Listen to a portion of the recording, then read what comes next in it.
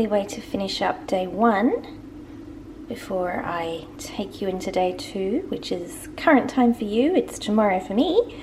I'm going to have my lovely cup of nightcap tea. Time for a nightcap. It smells so good. It says rooibos and chamomile.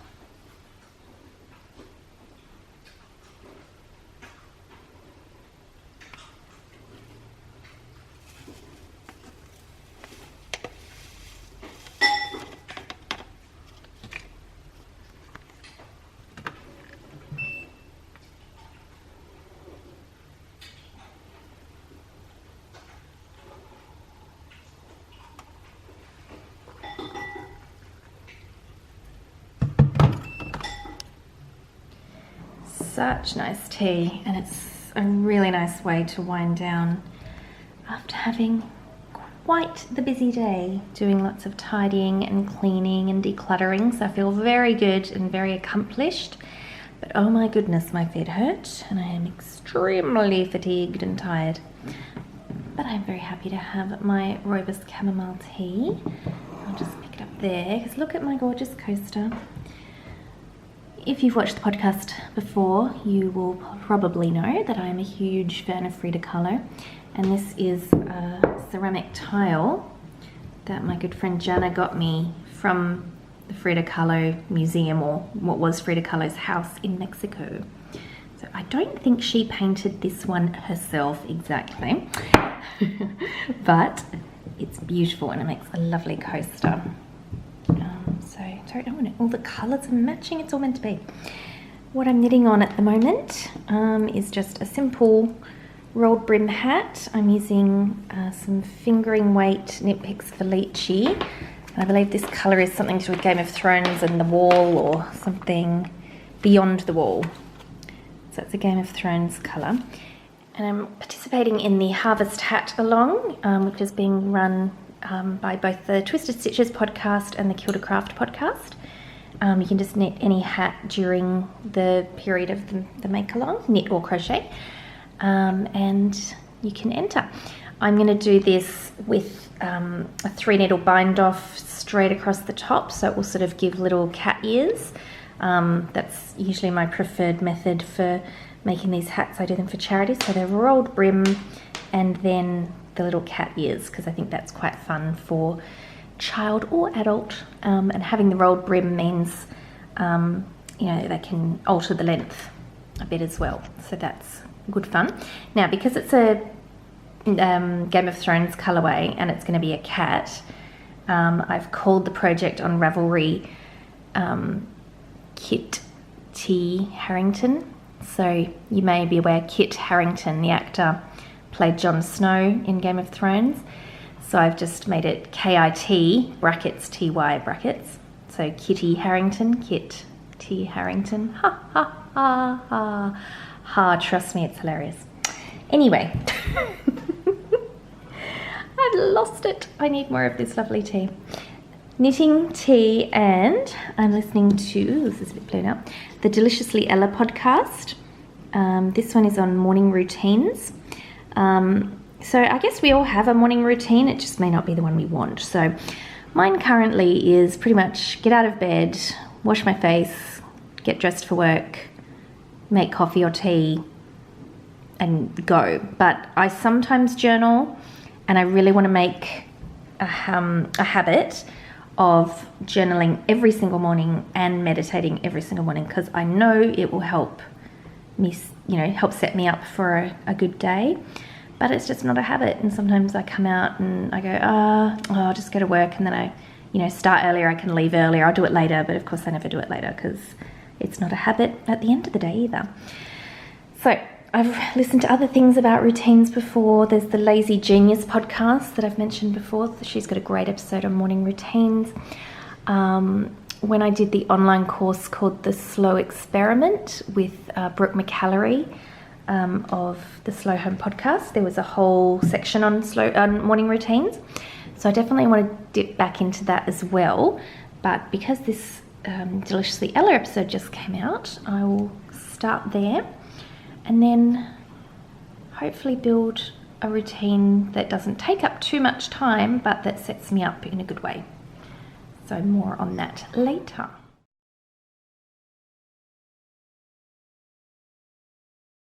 And welcome to day 2 of Vlogmas and day 2 of December. So our word for today is abundance, which I think is a very important thing to think about. When one is in a position of having so much, it's important to think about that. And day 2 for the yarn. Let's get opening. So soft. Ooh, it's like a gradient based off yesterday's. Ooh, that's exciting. Once again, the colour is washing out. Bear with me. Well, that's better. So it's got the same or almost as deep a yellow at the top here as yesterday's yarn. But then it transitions into a much paler, almost completely natural at the end, but still with the beautiful speckles. Ooh, I like where this is going. If we're sort of transitioning between colours, that's going to be very interesting. Ooh, so exciting. Wonder what tomorrow will bring. Let's see what our abundant tea is. Cozy chamomile, perfect. Pure chamomile flowers for quiet moments. Excellent, that's going to be fabulous. That's going to be tonight's drink, just as I had last night for the chamomile and rooibos. Tonight is chamomile. I'm going to journal about abundance. Touch my gorgeous yarns. Alright, I've got to finish coffee and then head into work. Hi everyone. I thought I'd just quickly show you my brooch for today because we were just talking about Frida Kahlo. And who should I have today on my brooch but Frida herself? And this necklace, let me see if I can get in. It's in Japanese hiragana characters, Shiawase, which means happiness. And I got this when I was visiting Japan in 2017. And my earrings, these are made by House of Dizzy. I've showed her earrings before. And the design is by a WA artist named Kia Watt. And she actually created a doll that is the first Indigenous doll to be on Play School, which is sort of like an Australian version of Sesame Street-ish. It's not exactly the same, but it's the big Australian child-centric educational show. And there's always lots of toys, and this year we now have an Indigenous doll who's also named Kia. So that was a collaboration for them, so I love it. So we're putting up Christmas decorations at work today, so I thought the green and silver, as well as being very cool, would just be very Christmassy as well, because I wore red and silver on Friday. So, oh, I could do one of each, couldn't I? Maybe close to Christmas. Okay, back to it. This is a nice way to round out the day in this gorgeous handmade pottery mug that my sister-in-law got me when she went to Japan to see her family last year. Beautiful plum or wisteria flowers, gorgeous purple flowers, whatever they are. And I've got my lovely chamomile tea from my tea advent from this morning. And I'm really tired, so I'm just flicking through some books. Oh, here comes Smudge. Sorry, excuse my mess over there. I'm in the process of sorting and decluttering. Speaking of which, that's one of the books that I'm looking at here. So Gretchen Rubin, you've probably heard of her. She's got other books. Gosh, what are they called? There's The Happiness Project, Better Than Before, which is the one about habits. And then this one is sort of a combination of other previous works that she's done. So I got this out of the library rather than get the audiobook, because I do like audiobooks, as I've mentioned before. But a lot of the reviews on the audiobook said it was pretty much just rehashing her other books, and that many people had returned it. I definitely do find that, so I'm happy to have it as a library book. But there's still some good things in here. There's definitely a lot that I recall from her other books, like similar anecdotes and that sort of thing. But that's okay. I think it's still a good summary. I've got this very cool Wonder Woman magnetic bookmark happening here. My friend Mel, Dubai Mel, gave it to me. It's very handy. So yeah, I'm still enjoying flicking through it because, as actually just mentioned, I am doing a lot of decluttering and sorting. And I've listened to some other audiobooks on the topic that I'll let you know about another time when I can think about them. So this is good just for a bit of a flick through. This book, similarly, I got it at the airport when I flew back from Sydney when I was there for work a couple of weeks ago.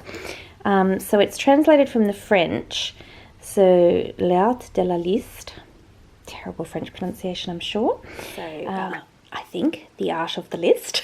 So the whole book is looking at different aspects of life and lists you can make to, work through them. So discover the life-changing magic of lists in this international bestseller. I think they've, not that life-changing magic of is copyrighted by Maria Kondo, but it is kind of known. But anyway, so the humble list has the power to change your life. So I really do like lists. I read quite a bit of it straight after buying it because my flight was delayed by quite a bit. And I remember sort of reading it going, it's okay. I do like, so the woman is French, but she lived in Japan for a couple of years. So a lot of her chapter openers have a little quote, and a lot of them are haiku. So I do like that because that's quite nice. So yeah, as I said, it's okay.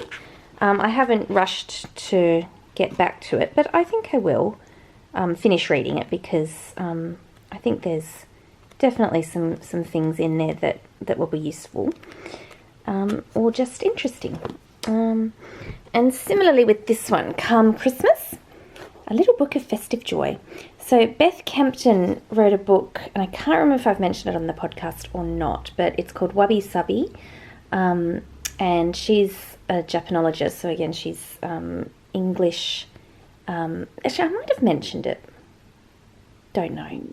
Someone tell me if I mentioned it. Anyway, she's English but lived in Japan for over 20 years of her life. So this book is not about Japan, whereas Wabi Sabi is. Wabi Sabi it's hard to translate, but it sort of means perfectly imperfect. So this is her view on, yes, having a calm Christmas. She does state at the beginning that she's obviously writing from her perspective of being English, and so Christmas happens in the winter and it's about coziness and all that sort of thing. So living in Australia, there's a lot of things that are not really that relevant, but it is a lovely book. You can see I'm quite far along, so I am enjoying it. And the paper, I don't know if it will show in this light. No, it's washing it out. But the paper looks really old-fashioned, like it's quite yellowed, so it does sort of suit the hardback, and then it looks like a cozy old book. So it is nice, and it's nice to read a Christmassy thing before Christmas. So these two, I will finish them, but I think I'll give them to my library to see if they want them to then put into the library stock, because they're not included. What I usually, no, when I say not included, they don't have them already. What I usually do when I hear about a book that I'd like to be, or that I'm interested in reading or listening to, I check first on Audible, because audiobooks are my preferred way of ingesting them. Is that the word I want? Because I can listen to them, while I'm doing other things, be that knitting or commuting or anything. Whereas I do still like reading physical books, and I'm liking it more lately. But a lot of the time I really just do prefer to take in the information by listening. So yeah, I'll look in Audible, then I'll go to my library catalogue, the online catalogue, to see if it's there. And then if not, I will consider buying the book. Sometimes that just means I just don't read it if it's not available to purchase on Audible or to borrow. That's what I want. Because I don't necessarily want to buy lots of physical books and have them in the house. So I do have some physical books. I might show you those another day. But yeah, these two, whilst they were enjoyable enough, I'd rather them go on to someone else. And given my library doesn't have them, I think that might be a nice way to get them into lots of people's hands. But for now, I think I'll keep reading come Christmas and have my lovely tea. I think it's cooled down enough now. So cheers. Here's to the end of day 2.